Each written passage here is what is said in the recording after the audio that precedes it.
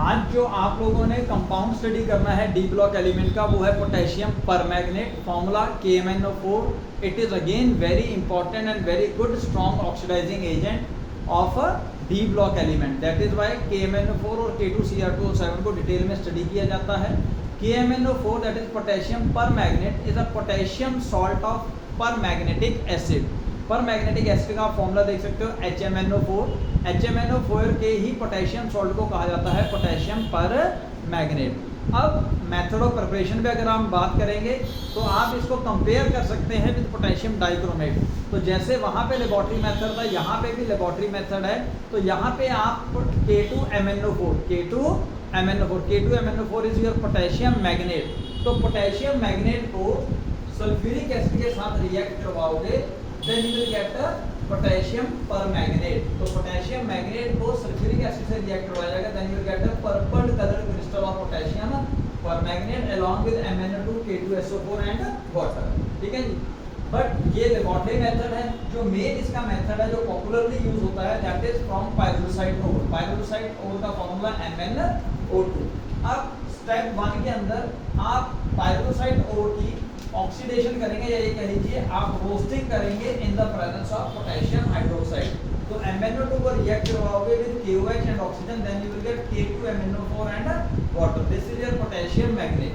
Potassium manganate. अब potassium manganate की further oxidation करवाई जाएगी with the help of acid like this और विद क्लोरीन और विद ओजोन सॉल्यूशन और बाय एसिडिक इलेक्ट्रोलिसिस। हम यहाँ पे एक मेथड यूज कर रहे हैं।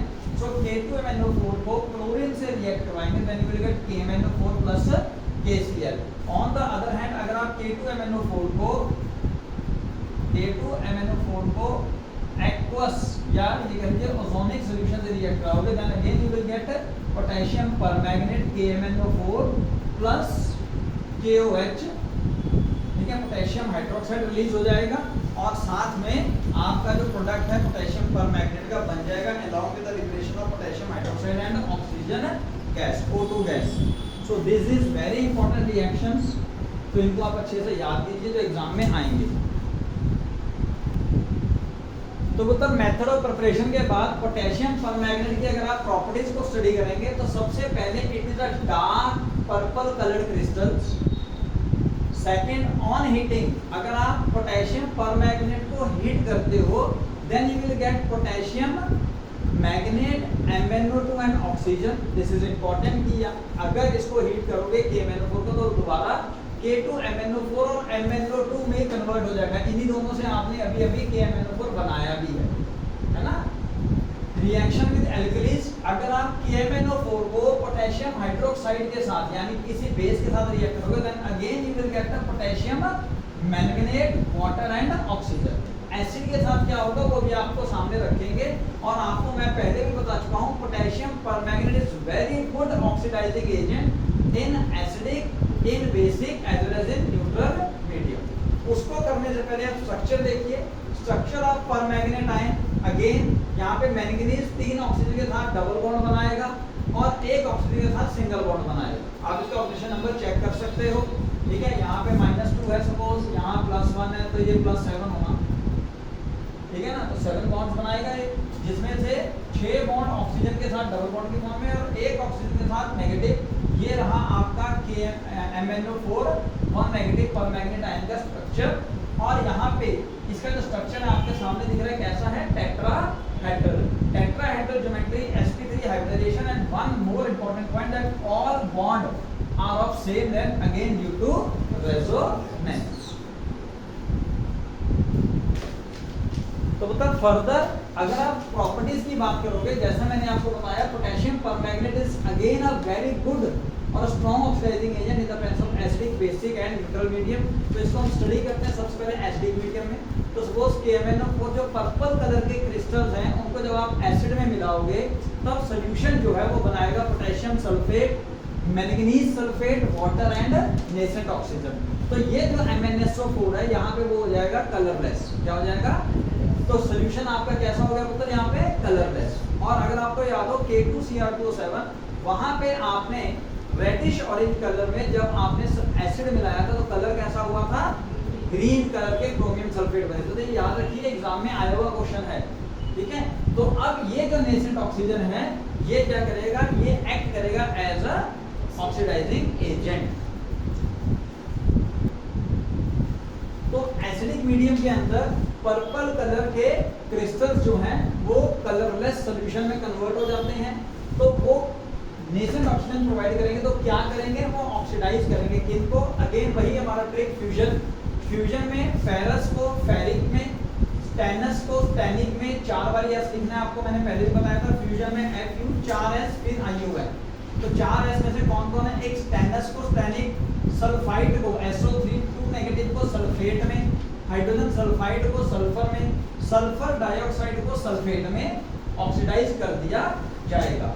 फिर I से आयोडाइड को आयोडीन में, ऑक्सीडेट आयन को कार्बन डाइऑक्साइड में, नाइट्राइट को नाइट्रेट में ऑक्सीडाइज कर दिया जाएगा।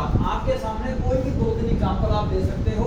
आपने बस ये रखना है हुआ क्या, बेसिकली क्या हुआ था, आपका बेसिक रिएक्शन जो था उसके अंदर परमैंगनेट आयन एसिड की प्रेजेंस में कन्वर्ट होता है into Mn2 positive ion plus water. अब जो वो नेसेंट ऑक्सीजन है वो क्या करेंगे, वो ऑक्सीडाइज कर रहे हैं। देखिए ऑक्सीडेट आयन को कार्बन डाइऑक्साइड में, फेरस को फेरिक में, आप कुछ भी और लिखना चाहें, सपोज हम लिखें हाइड्रोजन सल्फाइड को सल्फर में।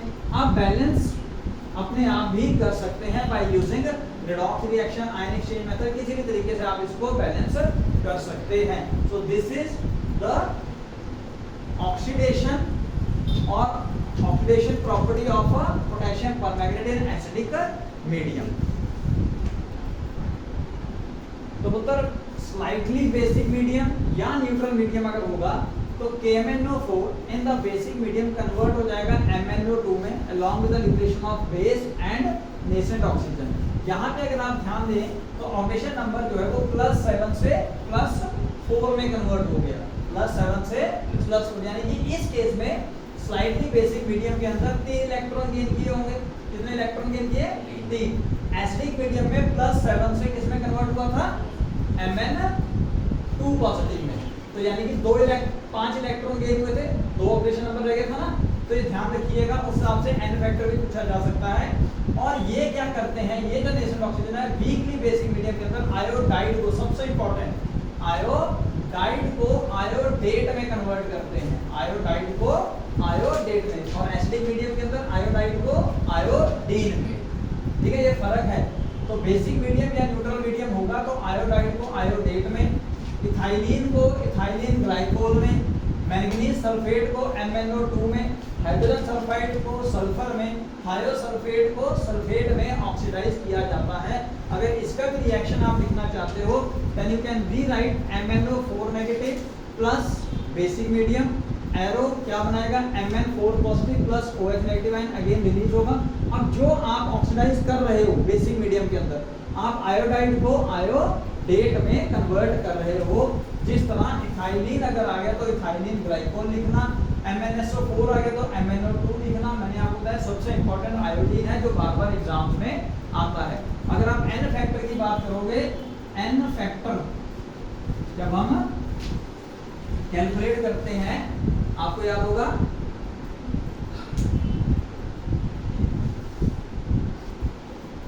तो जब इक्विवेलेंट मास कैलकुलेट करना होता है, कभी क्वेश्चन आ भी सकता है कि इक्विवेलेंट मास कैलकुलेट करके दिखाइए इन एसिडिक मीडियम, इन बेसिक मीडियम, या इन न्यूट्रल मीडियम, या फिर इन स्ट्रांगली बेसिक मीडियम।